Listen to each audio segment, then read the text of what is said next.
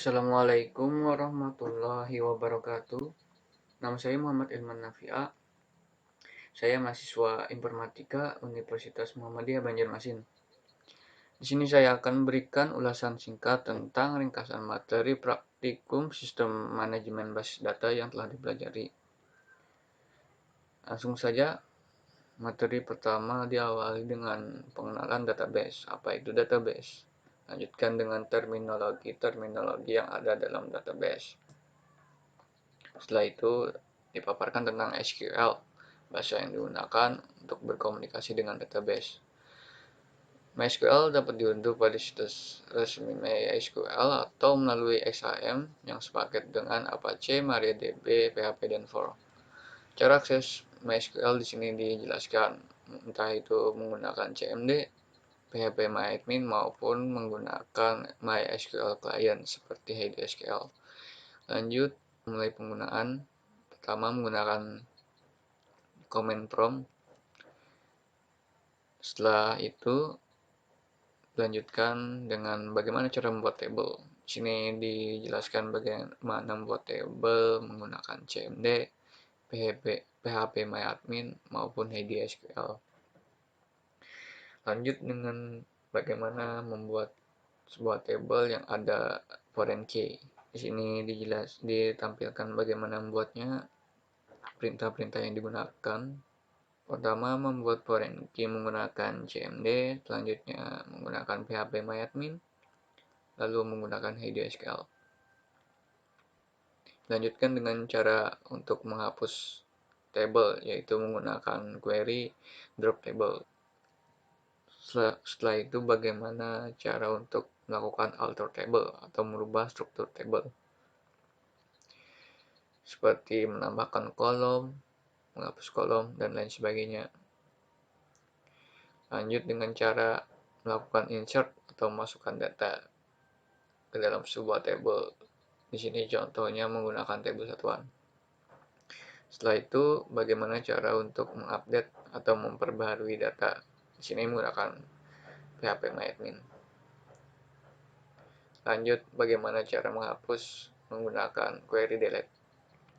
Setelah memahami penggunaan dasar, lanjut bagaimana cara untuk mengimport database. Di sini database yang di-import adalah sampel database yang ada pada website MySQL.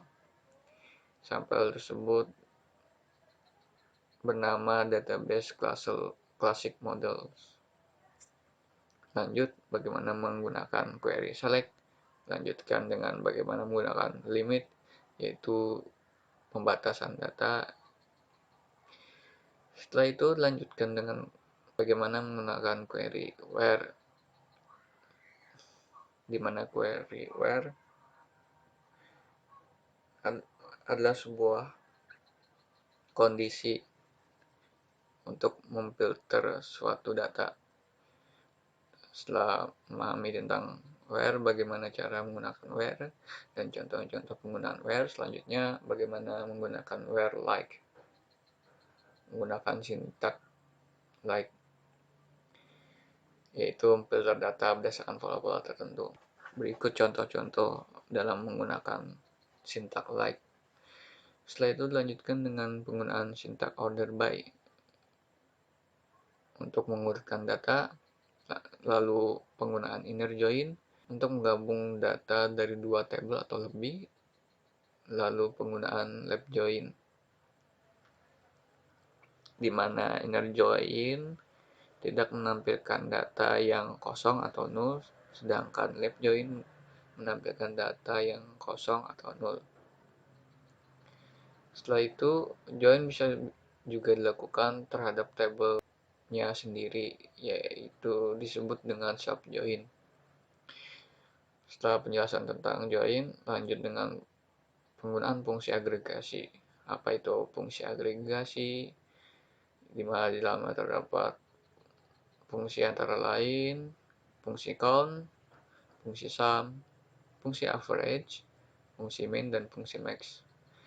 Setelah itu, bagaimana penggunaan sintak group by, yaitu digunakan untuk mengelompokkan data berdasarkan data kolom tertentu. biasanya digunakan bersamaan dengan fungsi agregasi. Contohnya seperti penggunaan count bersamaan dengan count, bersamaan dengan sum, bersamaan dengan average, bersamaan dengan min, dan bersamaan dengan max. Lanjut dengan penggunaan sintak mapping yang digunakan untuk memfilter hasil dari agregasi. Lalu penjelasan tentang view yang merupakan virtual table pada MySQL yang didefinisikan dari sebuah query select. Lanjut dengan penjelasan subquery. Subquery adalah query yang berada dalam query lainnya, atau dengan nama lain nested query atau query bersarang. Dan terakhir, subquery prompt. Subquery dapat digunakan juga dalam sintak form. Demikian ulasan singkat dari saya. Wassalamualaikum warahmatullahi wabarakatuh.